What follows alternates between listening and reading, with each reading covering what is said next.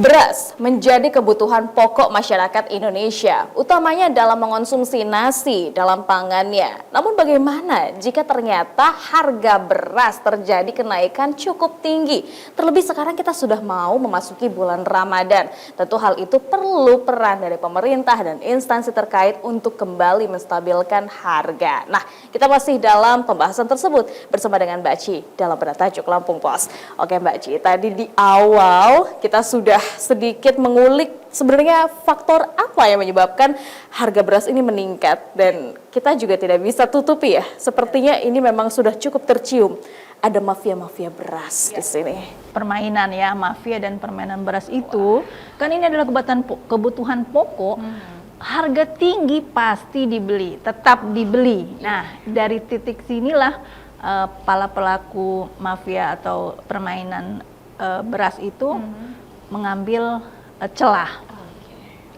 Selain juga karena produksi kita yang mengalami ada gejolak ya di beberapa daerah, makanya pemerintah mengambil solusi untuk pertama mengawasi terus distribusi dari beras.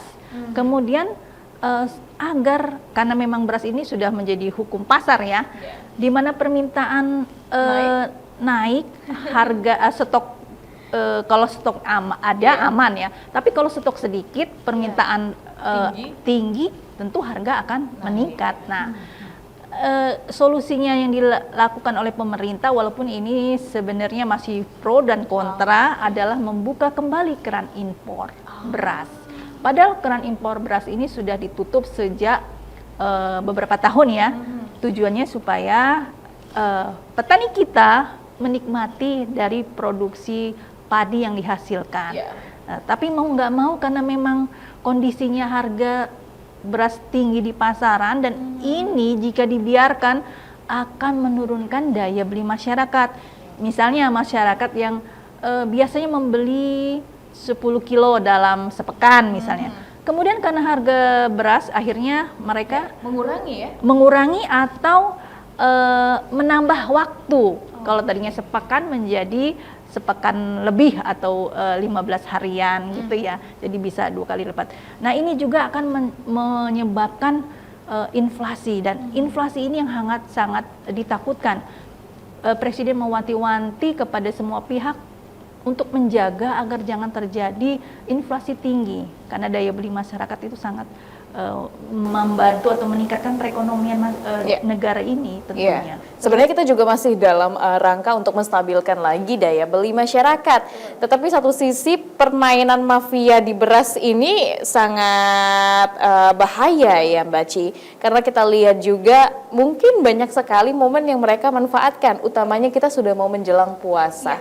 Wah, ini kan juga kita tahu bukan hanya beras yang sekarang sedang sulit ditemukan, ada minyak, terus juga beberapa harga bumbu-bumbu ini lagi naik juga ya Mbak Ci. Ini bukan emak-emak saja yang menjerit ya, sepertinya juga banyak pengusaha UMKM yang sekarang juga sedang bergeliat di dunia kuliner, pasti sulit untuk menemukannya. Nah, karena ini efek dominonya juga akan kemana-mana nantinya. Betul Mbak Ci. Tentu kita juga ingin mengetahui ya Mbak Ci ya, sebenarnya apa yang perlu untuk dilakukan kita nih sebagai masyarakat awam supaya kita juga bisa untuk ikut menstabilkan harga, satu sisi tidak panik buying juga Mbak Ci. Betul.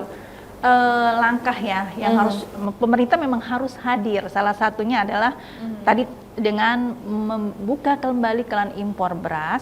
Tapi impor beras ini Lampung dapat 10.000 ya untuk tahap awal 10.000 ton, itu akan disebar di beberapa titik. Dilakukan operasi pasar dengan harga yang sesuai dengan kebutuhan, sesuai dengan kantong masyarakat, misalnya 10.000 per kilogram. Ya. Tapi ini harus diawasi lagi pembeliannya, jangan sampai beras yang dioperasi pasarkan ini justru diserap lagi oleh oknum-oknum, kemudian mereka memborong, menyimpannya hingga terjadi lagi kelangkaan, dan ini akan berulang lagi. Nah, ini yang menjadi catatan semua. Satgas itu harus, Satgas Pangan ya, itu harus segera bergerak cepat.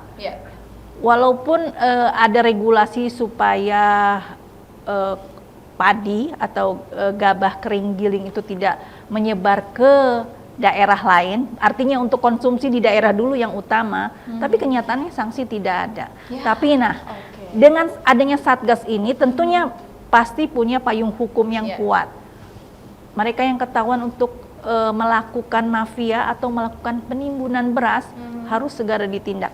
Jangan bermain mata, karena ini urusannya dengan perut masyarakat. Betul, ini sedih sekali ya Mbak Ji ya, kalau kita bayangkan juga masih banyak masyarakat yang mungkin kesulitan untuk mendapatkan bahan pangan. Satu sisi ada mafia-mafia nih yang sekarang sedang meraup keuntungan, tentunya itu tidak fair, sama sekali tidak fair. Nah sebenarnya Mbak Ji, apa yang bisa untuk dilakukan tentunya oleh badan pengawas, dalam hal ini adalah Satgas Pangan, kemudian juga Dinas Perdagangan, untuk kembali mempertajam taringnya begitu ya. Tentunya ini kita jangan sampai menjelang Ramadan kondisi masih seperti ini atau bahkan semakin ruwet lagi, makin ruwet lagi. Ya, yang pasti semua stakeholder harus duduk sama rata, menyatukan visi, menjaga stok pangan ini aman. Aman dari sisi keberadaannya, aman dari sisi harganya, aman untuk pendistribusiannya. Itu yang harus dilakukan. Kemudian selain memonitoring juga melakukan pengawasan.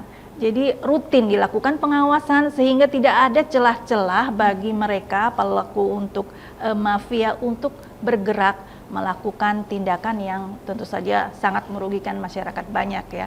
Nah, dengan kerjasama kemudian pengawasan yang melekat ya kan, dan penerapan sanksi atau hukum yang tegas, mudah-mudahan ini akan menjadi efek jera dan tidak ada lagi celah atau langkah dari mafia untuk kembali berulah. Oke, kita harapkan semoga tentunya adanya oknum-oknum kurang bijak ini, mafia beras ini bisa segera kita tanggulangi, dan yang pastinya juga kita sebagai masyarakat bisa untuk menahan diri supaya tidak panik buying, kemudian juga bisa lebih bijak lagi, dan yang paling penting kita kembali berdaya untuk memperbaiki lagi perekonomian kita. Terima kasih banyak Mbak Ci. Baik pemirsa Metro TV Lampung, demikian untuk bedah tajuk Lampung Pos pada kali ini. Namun Anda jangan kemana-mana, setelah ini kita akan membahas trending topik apa saja yang ada di Lampung Post Group. Tetaplah bersama kami.